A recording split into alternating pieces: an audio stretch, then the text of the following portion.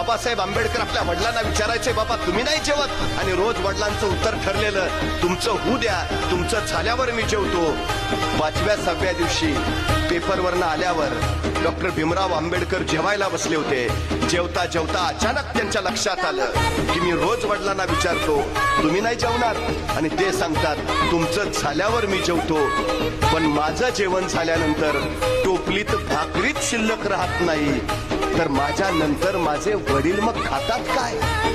त्यांनी जेवता जेवता वडिलांना विचारलं, बाबा मी रोज तुम्हाला विचारतो तुमचं जेवण, आणि तुम्ही सांगता की भीमराव तुम्ही जेवून घ्या, तुमचं झाल्यावर मी जेवतो. पण बाबा माझं जेवण झाल्यानंतर टोपलीत भाकरीच शिल्लक राहत नाही, मग तुम्ही खाता काय? तुम्हाला भूक नाही का लागत? तसे रामजी बाबा म्हणाले, भीमराव माझी भूक या भाकरीनं भागणारी नाही. तुम्ही एवढे मोठे व्हा की तुमचं ते मोठेपण बघूनच माझं पोट भरेल. भीमराव